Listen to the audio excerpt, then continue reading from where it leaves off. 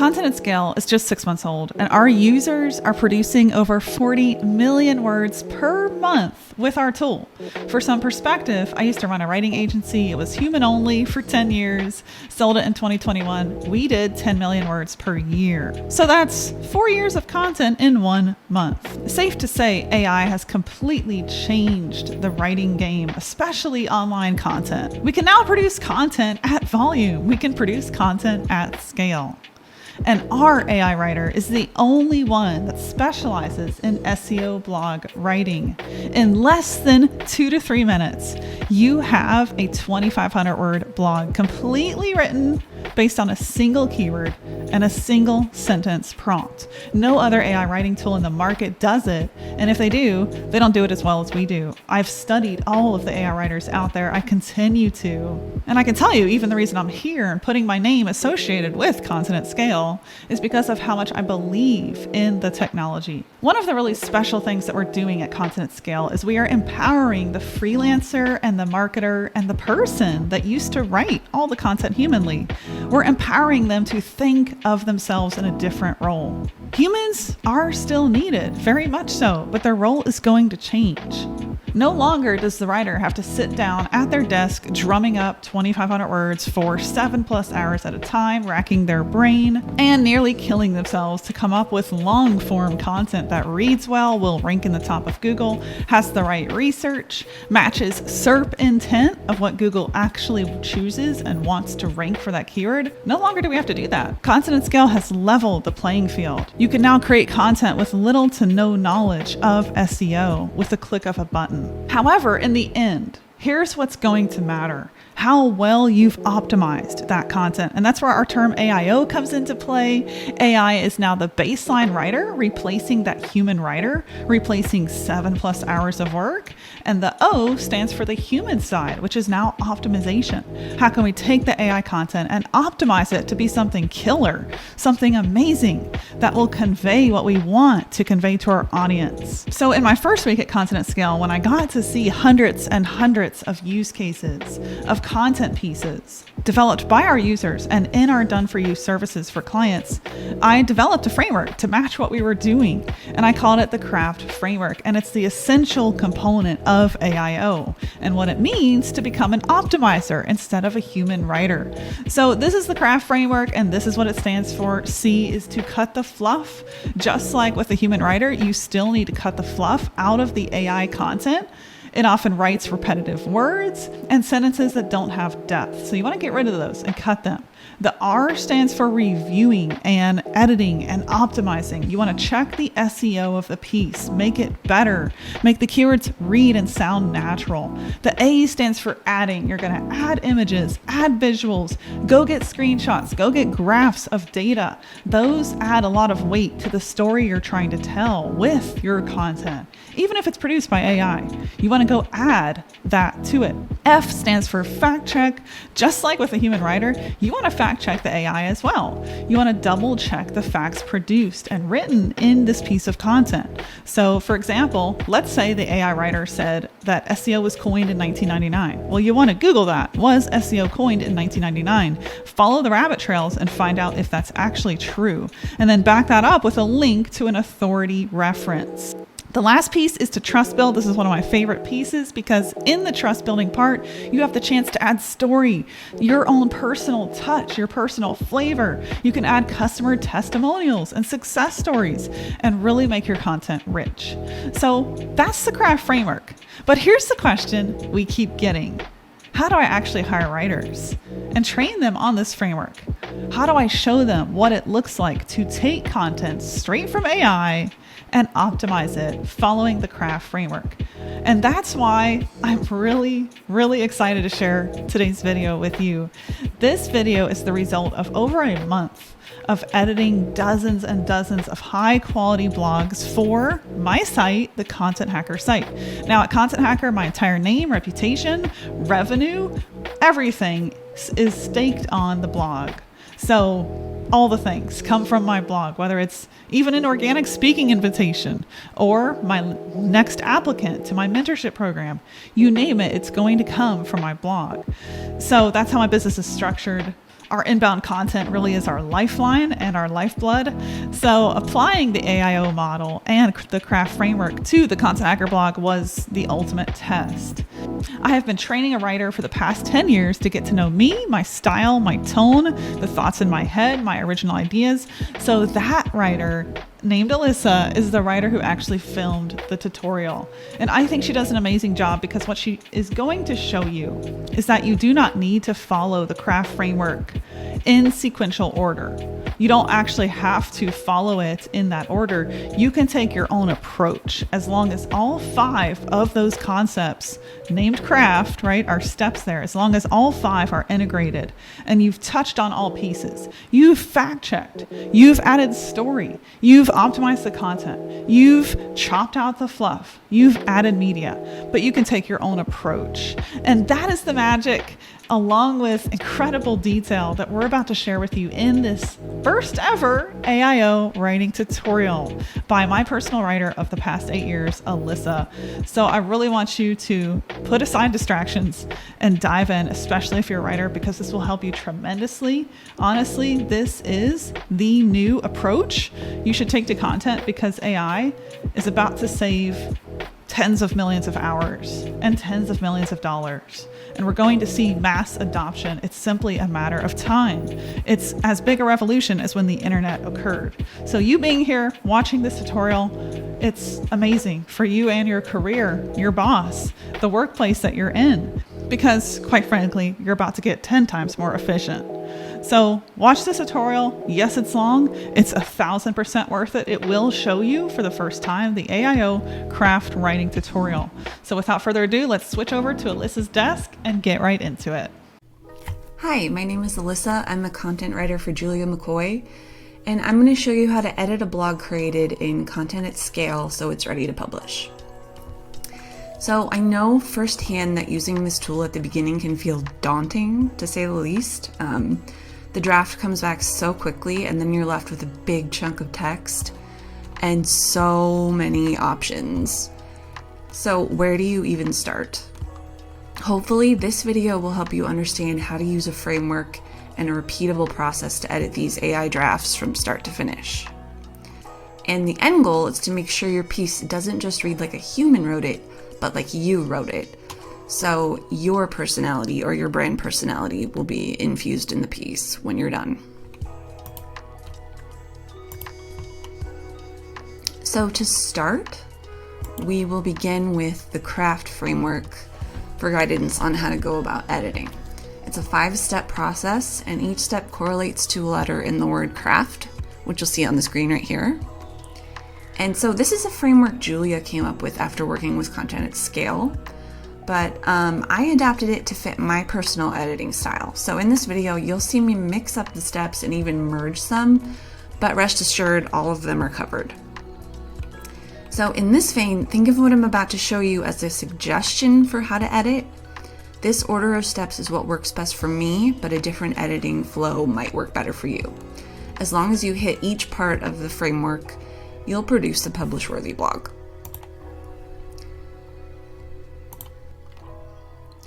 So I start off my editing workflow with the R in CRAFT, which is review, edit, and optimize. And I do that by looking at the draft as a whole from a bird's eye view, and I make sure all of the right information is included. And I do that because sometimes Content at Scale misses important sections, points, or steps on a topic, so I rely on my knowledge of the subject to add those back in. And then if I'm unsure or feel like something is missing, I'll check Google, no shame. And then I'll also double check the headings to make sure they're ordered correctly, worded for engagement, etc. And then the last part of this is I will check the title and the meta description and rewrite them if necessary. So let's go ahead and do that. Like I said, we're going to start with reviewing the entire draft. Bird's eye view, we're looking at the whole thing to make sure it includes all of the points, all of the sections, all of the necessary stuff we need to create a satisfying blog post on this topic, which is Instagram content strategy.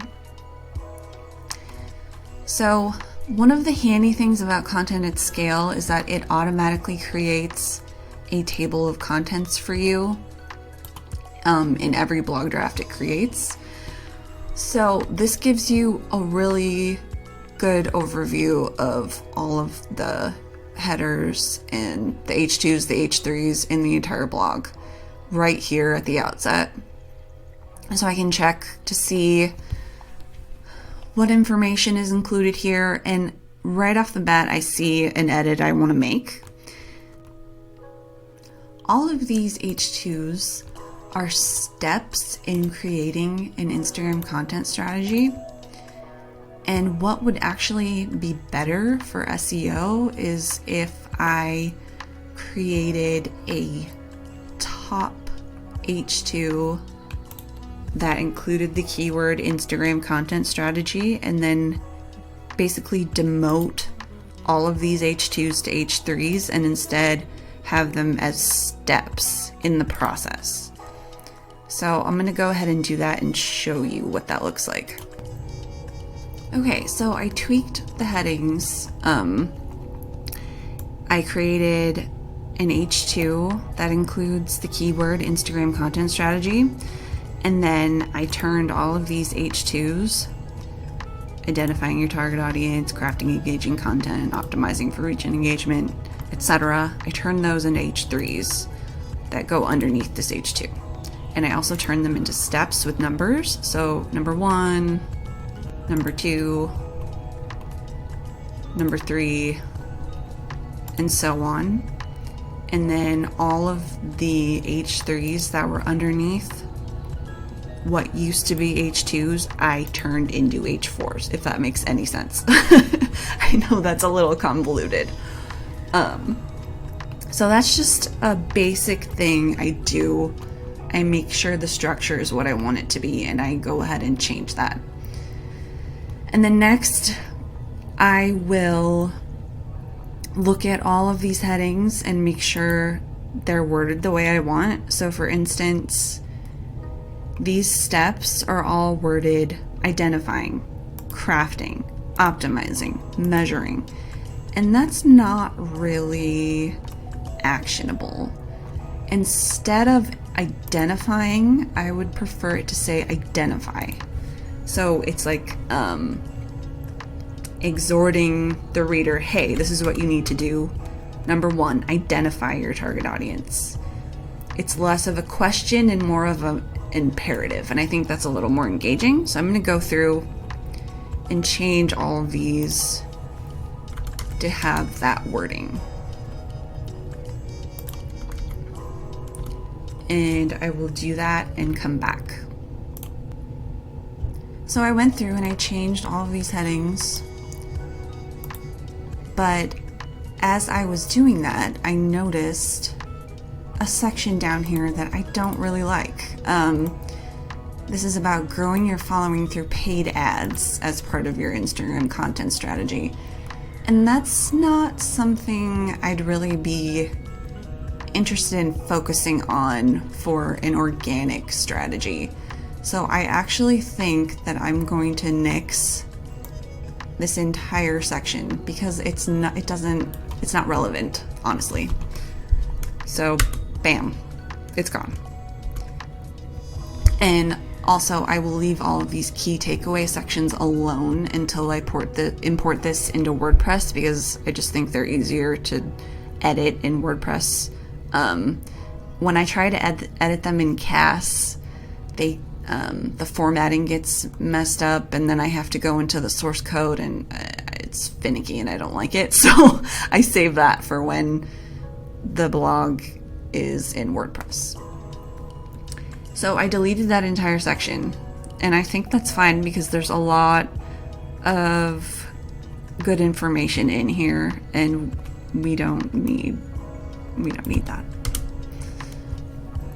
And so another thing I noticed as I was editing the headers is that this last H2 is bland and just says conclusion. I don't like that either, because that doesn't really tell us anything. Conclusion, that's pretty boring. That doesn't really grab anybody's interest. So I would change this to, I would change it to something actionable.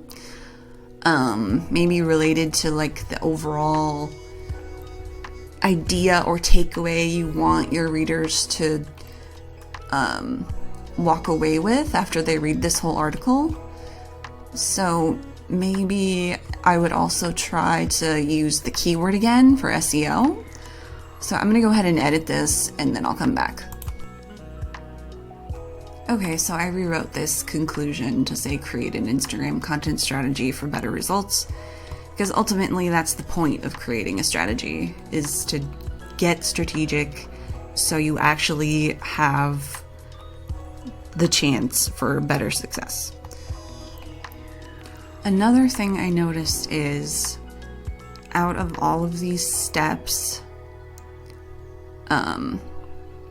all of these, identify your target audience, craft engaging content, what's missing is goal setting. And that's actually something I find CAS misses a lot when it talks about strategy.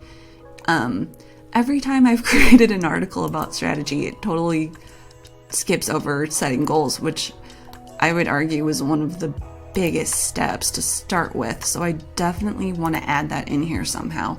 I could maybe merge that with identify your target audience and set goals. Maybe talk about them in the same step. Or I could push this number 1 down to number 2 and insert a new section, set goals as number 1. So either way, I think that works. I'll go with what I have there. And now I think I'm ready to go back up here to the title and the meta description and play around with these, because these are not ready to go. This title is fine. It's actually not bad at all. The problem is the keyword is at the end of the sentence, which isn't great for SEO. For SEO, we want it to appear closer to the front. So I would need to reword this somehow to shift this up to the front, which I'm going to do. I'm going to need to think about this for a little bit, so I'll come back and show you how I reworded it. So I rewrote the title. Honestly, it's not much different. I just literally switched around. I moved crush your goals to the end and put build an Instagram content strategy at the beginning, and that's literally all it needs. So we'll leave it at that. And now I'm ready to check the meta description, make sure it's the right length, and make sure it's set up the right way. And a good thing about content at scale is over in this optimization window, if you scroll down, you'll see the on-page checklist, and it will tell you how your meta description is looking. So for instance, it will tell you that the meta includes the primary keyword. However, the meta is not the optimal length. So we do need to edit that. And you just click the little pencil icon to edit that. And this is actually a really well-written meta description. The only problem is it's too long. So what we need to do is just cut it down a little bit. So basically, I just edited the last sentence. I took out all of the summary and just got really right to the point. Learn how to do it right here. This is what we're going to teach you in this blog. Done. So with that done, now we can move on to the next step in the editing framework, which after reviewing, editing, and optimizing, I move on to C, cut the fluff. So at this point, I will go through the blog and read it line by line and ruthlessly cut and rewrite. And I am incredibly ruthless with content at scale. It really does write well. The problem is, number one, it tends to write in passive voice. Number two, it writes really large blocks of text that need to be split up for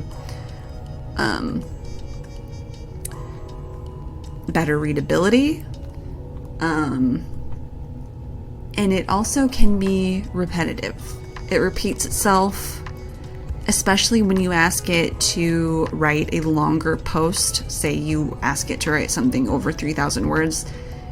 It struggles a little bit and it will repeat itself. So you've really got to go through line by line and make sure it reads well, it's formatted well, and you really got to be ruthless.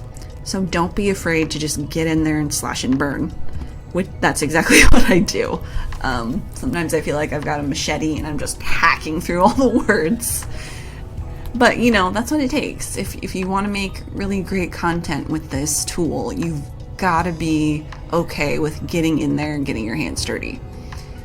So here's just a list of tasks of everything I do during this stage. So I format the content correctly with proper spacing, which, by the way, is 1 to 3 lines per paragraph. That's really important for online reading, online engagement. You don't want these big blocks of text impeding your reader, making your blog hard to read. And then along with that, I'll break up long or overly wordy sentences into smaller pieces. I will rewrite any passive voice sentences and change them to active voice. I will tweak the word choices and turns of phrase to fit the brand. That's super, super important. I cannot emphasize that enough. And then finally, I delete any redundant paragraphs or sentences because, as I said, sometimes CAS likes to repeat itself. So we want to be really careful to make sure we're not repeating ourselves unnecessarily. So for instance, this first paragraph, this is not ready to go. And I'll show you how I'm going to cut this down. First thing I do, I add the line breaks because it makes it a lot easier to read and edit once it's properly spaced out and formatted. So the main problem I see in this paragraph is this long run-on sentence. So I'm going to go ahead and edit this and show you what I did afterwards. So I will be right back. Okay, so I completely edited this introduction, but to be honest, that's what I usually do. I pretty much mess with every single sentence because the introduction is super important. It's gotta draw them in. If it doesn't, they're not gonna read the rest of the post. So I always really get my hands dirty in the introduction and completely just revamp it totally. So I would say editing the intro is more about relying on your ability to craft hooks, your ability to draw in and engage your reader, and it's not so much about your editing prowess. This is completely rewritten, and I think that's actually really important because otherwise you're going to be left with just a bland introduction that really isn't interesting. So whatever you can do to make this intro interesting is, even if you have to rewrite the whole thing, I think it's worth it. And so that's what I did. So now that that's done, we can go ahead, go through the rest of the blog, and I'm going to break up all of these long paragraphs and just generally space everything out so it's easier to read, and also it'll be easier for me to edit it when it's all spaced out well. So I'm going to do that, and then I'll come back. And while we're at it, let me give you a quick example of cutting the fluff. Look at this paragraph I have highlighted, or this sentence. It says, you can do this by looking at similar accounts on Instagram as well as other social media platforms such as Facebook and Twitter for ideas about where else these types of users might hang out online. Oh my gosh, that's a long sentence. I almost ran out of breath reading that out loud. I definitely want to cut this down. It's a little repetitive. So what I can do is get rid of this entire last phrase, because we've already talked about the type of users who might follow you, and we already know we're talking about who's following you, who's not following you. That's already established that that's who we're talking about. So we can get rid of this redundant last phrase and cut that sentence down by quite a bit, by 1/3. And it'll still make sense because it's been established who we're talking about and who we're trying to get. And here's another example of a very fluffy paragraph that I really could cut and format differently so it's not so wall of texty. So it says, after gathering all this data, it is important to create buyer personas so that you know exactly who you should be targeting with each post or campaign moving forward.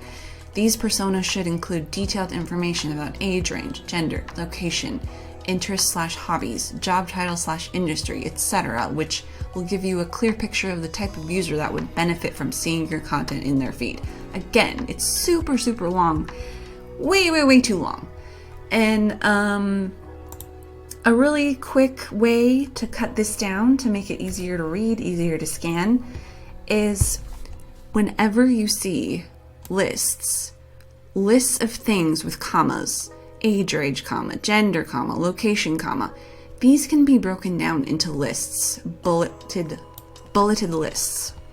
So I'll show you how I'm going to do that. I can split this into its own paragraph, and then after about, I can add a colon, and then I can start editing this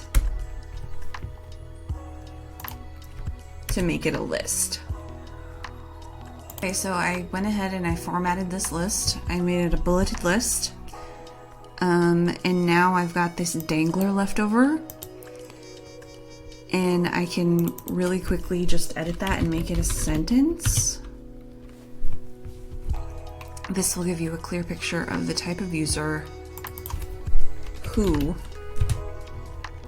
would benefit from seeing your content in their feed. And now, all of a sudden, that long-winded 2-sentence paragraph that was really exhausting to read is all of a sudden super easy to read and scan just because of this tiny little change adding in a bulleted list. And so that's a great way to make sure that your content is readable and that you're cutting the fluff. Just format it for someone scanning this, and immediately it's so much better. Okay, so I've gone through the whole post. I've broken up chunks of text, long paragraphs. I've edited, I've cut fluff. The whole thing is looking a lot better. So now my post is at a point where I can update this table of contents because this no longer reflects the structure of the post. So I'm going to go ahead and delete this. I'm going to save really quick. And now I'm going to create a new table of contents. And Content at Scale has a really handy table of contents tool that all you have to do is go up to this little toolbar, to this little icon, click it, and it will insert a table of contents, an accurate table of contents that reflects all of the actual headers that you edited, and it will just automatically generate it. And typically I will delete this little line, and I will clean up this formatting a little bit, and then I will turn this into an H2, and I will add the keyword back here as well for better SEO. Okay, now that that's finished, the next thing I want to talk about is keywords. You'll notice I haven't been paying any attention to keywords really, beyond adding a couple more headers and adding a couple more like key instances of the keywords in those headers. Otherwise, I've kind of been ignoring them. And honestly, I think that's a better way to approach creating your content, so you're not over optimizing. So you're not like, oh, I need a keyword here, I need a keyword there. Instead, you're just focused on making your blog the most helpful it could possibly be. But now that that's completed, we can worry about keywords, and we can make sure we have enough of them throughout the entire blog. So Content at Scale has this really nice feature where it pulls the top keyword you're trying to rank for, and it's going to be this one at the very top of this long list. And it will also pull in all the related keywords, terms, and synonyms that you could also include in your content. And it will color code each one to tell you whether or not you've used it enough. So as you can see, my main keyword is set because it's outlined in green. And then I've got a bunch of other possibilities here that I could also include for a little more optimization. I really want to focus on just a couple. You don't need all of these. That's quite a bit. I think that's overkill. But we can go ahead and try to turn some of these other boxes green, at least 3 or 4. So as you can see, content strategy is outlined in yellow, which means it's close but not quite there. So we can add that in a couple more times. So what I would do is I would go through and just find any place where it makes sense to add that in, or if maybe I could remove some instances of this and have it just say content strategy. I could do that too. So that's how I approach that. And once I'm done getting my keyword optimization set where I want it, at that point then I take this draft and I move it into WordPress and I work from WordPress. And there's a couple reasons I do that. Number one, in WordPress I have access to the brand image library, and there's a lot of good images in there that I can use to illustrate some concepts. Like at Content Hacker, there's a bunch of good just foundational graphics that explain like content strategy, so I maybe would want to pull one of those. So that's a lot easier when I'm working inside the WordPress, so I can access the media library. And then another reason I like to move to WordPress is because it's a little bit faster. For some reason, Content at Scale gets a little bit bogged down on my computer specifically. This might not be true for everyone, but it gets a little bogged down. It starts getting slow as I make a lot of edits to this text, and it starts being really sluggish, and it doesn't stop until I hit save a couple of times, and then it seems to catch up with itself. And honestly, I just think that's a little annoying. So I prefer to work in WordPress where I can make really quick edits, really quickly add extra stuff, really quickly add links, and it's not like slowing down the system. And then the third reason is just I'm comfortable in WordPress. I'm a little more at ease crafting a blog in WordPress, the editor and all the editing controls there versus Content at Scale. And maybe that's just because I'm relatively new at Content at Scale. We've only had this in our workflow for a couple of months. So maybe I just need more time playing around in it. But honestly, since this makes it so easy to move your blog over to WordPress and work from WordPress, it's not really an issue. So that's what I'm going to do right now. I'm going to make sure this is saved. And then I'm going to go up here to the draft. Next to this, I'm going to hit update. This updates it in WordPress too. And then I'm going to go ahead and open up WordPress and open the draft in WordPress, and I'll show you how it looks in there. So now I'm in WordPress, and as you can see, the blog I was working on appears right at the top, and I can go ahead and click edit. And it pulls in the entire blog, all the formatting, table of contents, and it's really awesome. And I like that a lot. That's a great feature. So now that this is in here and ready to go, I can move on to the next step in the framework, which I skip over to F, fact checking. And basically, as you read through the blog draft, you'll notice opportunities where you can add more substance to a point or paragraph with a supporting source or statistic. So I add these sources as I go, including adding correct external links. And then, meanwhile, I continually fact check the piece to ensure accuracy. And if I come across a fact that Content at Scale has included that I'm unsure whether it's true or accurate, I just Google it.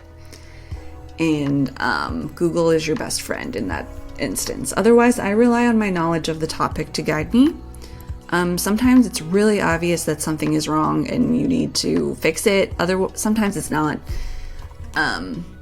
For instance, in this blog, Content at Scale included some advice about posting at optimal times of the day. And it included specific times. And it even says research shows that the best time to post on Instagram is between 9 and 11 a.m. during weekdays or 8 to 10 p.m. during weekends. That's definitely something I need to check the veracity of to make sure, Content at Scale isn't just bullshitting. Excuse my language. So I'm going to go ahead and Google this really quickly. I'm going to go to my Google tab, go best times to post on Instagram. So it immediately shows me this blog by Social Pilot as the #1 result, and it's giving me a featured snippet that says the best time to post is between 6 a.m. to 9 a.m. and 12 p.m. to 2 p.m. Okay, this is a little convoluted. I'm not sure if that's actually correct. And this is something you'll see happening when you Google stuff too. Sometimes the top result isn't necessarily the one you want. So I would go into this post and check it out to see where they're getting their information from. To see which study they're pulling this from. If this is their own study they did, of course I get a pop-up right away. Or if they're pulling this from someone else's study. So, as far as I can tell, they're not really telling me where they're getting this data from. So they're telling us the best time to post on Instagram, but they're not giving us anything to back that up. Like, why are they saying this is the best time to post? Like, what's their reasoning? What's their data? They're not really providing that. They're just telling us, which I don't like that. So this raises a huge question mark for me, and I wouldn't use that. So I'm going to go to the next article.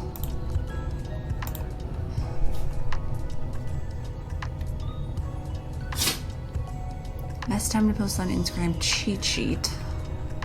Okay, where are they getting this data? Yeah, I'm going to say no on this one too, because they're not telling me where they got this information, how they know this. That's a no. So we're just going to have to keep going through all of these articles until we find somebody who backs up their stats with some resources, some studies.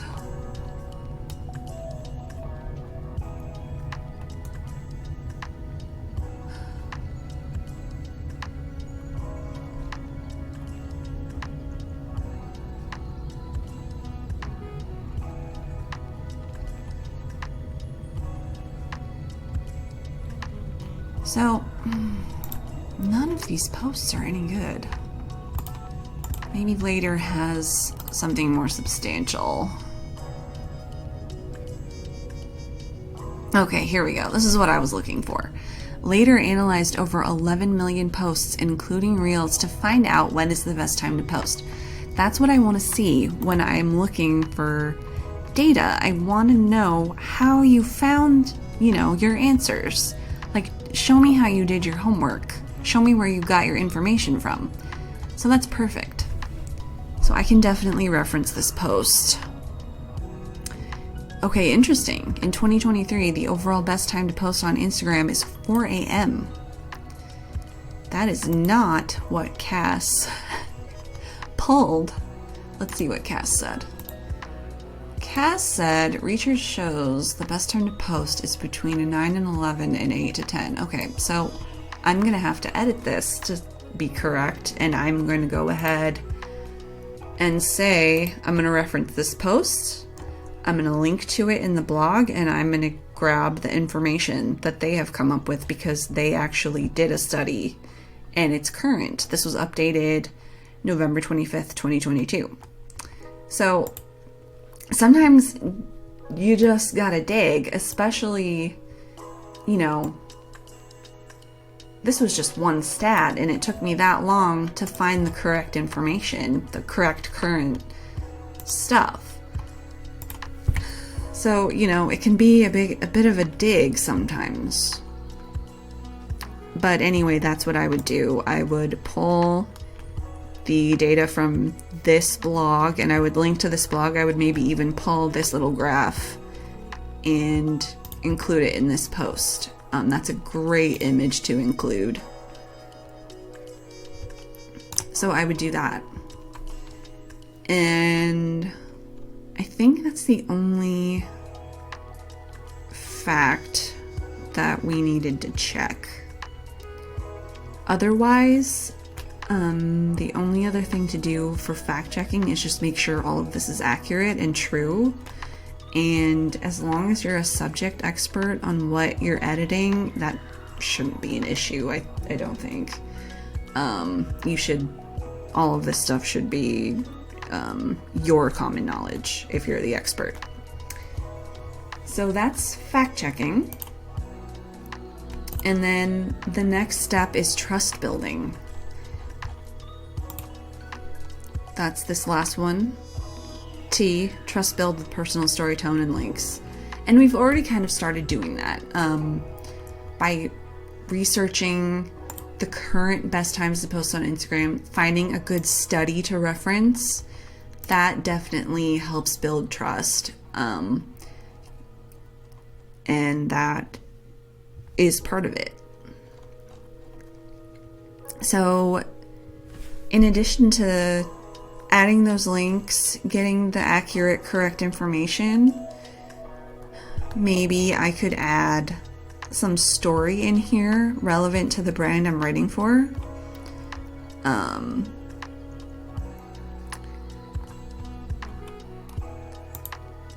For instance, in this section, craft engaging content, I could use some examples of Content Hacker, their Instagram presence, and what's worked there.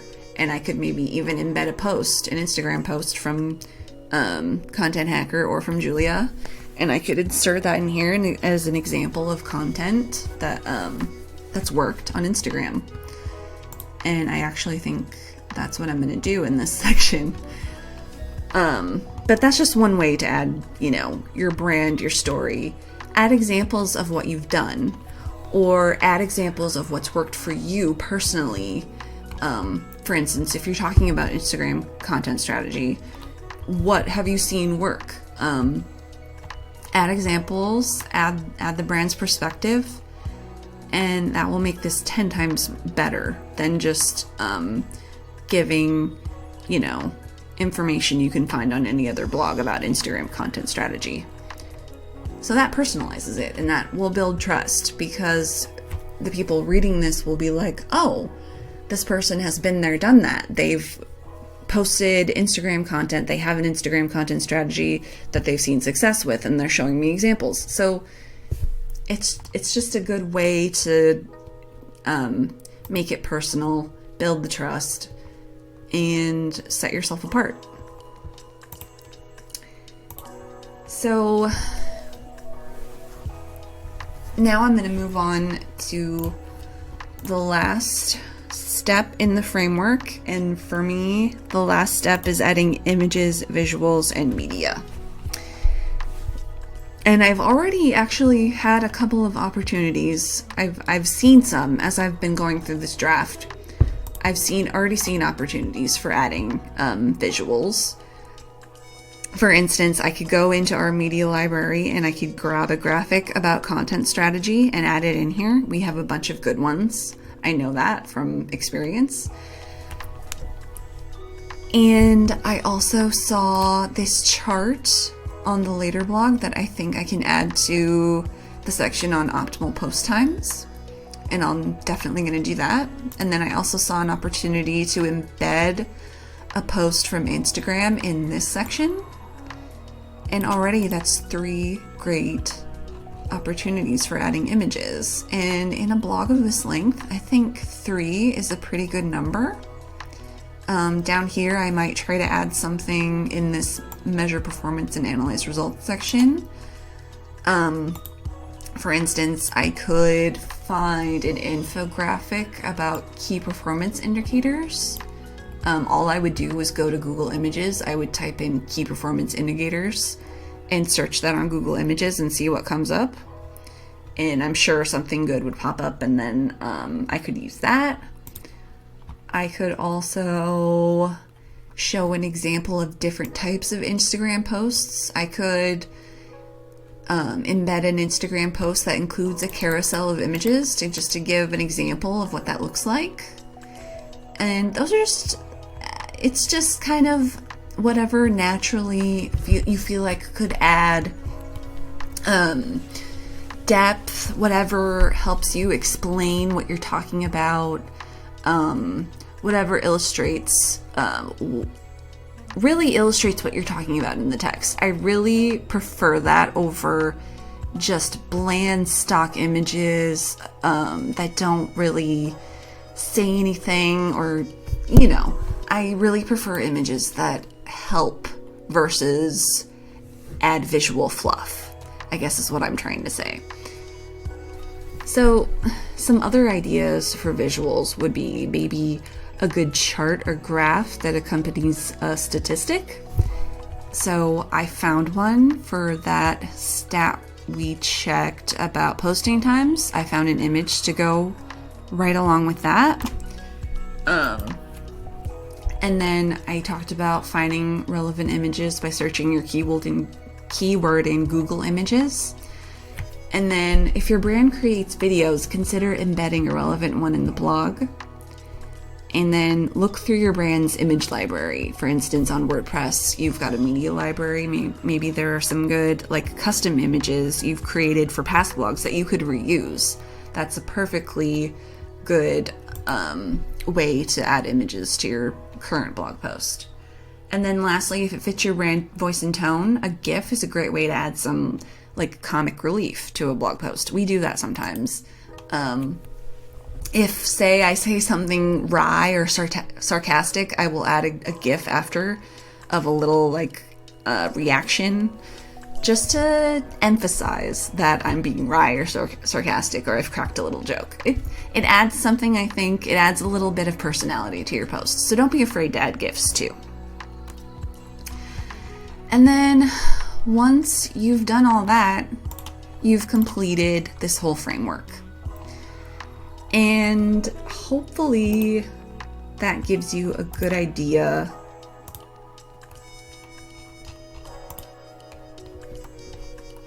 of what a good editing framework looks like. It's a process you can repeat from blog to blog no matter what. And once you do it enough times, it starts to become second nature and it becomes a lot easier. And you instantly know what you need to edit, what needs to be changed. You get a like intuitive sense of what needs to be added, what needs to be cut, etc. So take heart if you're a little overwhelmed right now. It does get easier the more you do it.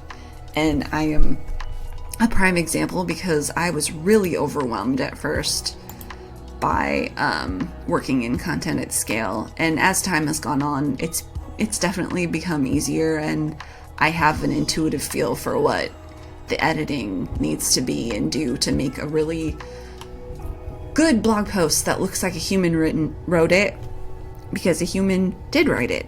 I've been in here deep in this draft, editing it and making it better, and that's what's the most important. Here's to AI content that doesn't look like AI content. So that was the full AIO writing tutorial. And by the way, if you want more training content like this, be sure to head on over to Content Hacker, contenthacker.com, and check out my mentorship. It's called the Content Transformation System. This is an incredible program. In fact, we had a new student, Mandy, an entrepreneur, also a mom, who signed up, and she said, this was the most thorough training program I've ever been in. And what we teach you in this program is we teach you how to set up a sustainable business correctly, down to your market messaging, down to the one sentence tagline you're going to say on LinkedIn to draw in leads. And then we dive in super deep into content strategy, how to write with AI. And this tutorial that you just watched is a part of some new content, new lesson material that we just added to the content transformation system. So you can apply to that first to see if you're a good fit. Again, go to contenthacker.com/transformation to learn more about that program and apply if you want to be a part of our 12-month mentorship. We only take a couple entrepreneurs per month, and our goal is to get you to 6 and 7 figures without breaking per year, because that's what I've been able to do through the power of inbound content. And I want you to have that too, without ads, without the burnout, without the hustle, and all of the nonstop work that social media, going live, paying for ads takes, because there is a better way, trust me. And it's through inbound content. So be sure to go to contenthacker.com/transformation to learn all about that amazing program. I hope to see you there if it's a good fit.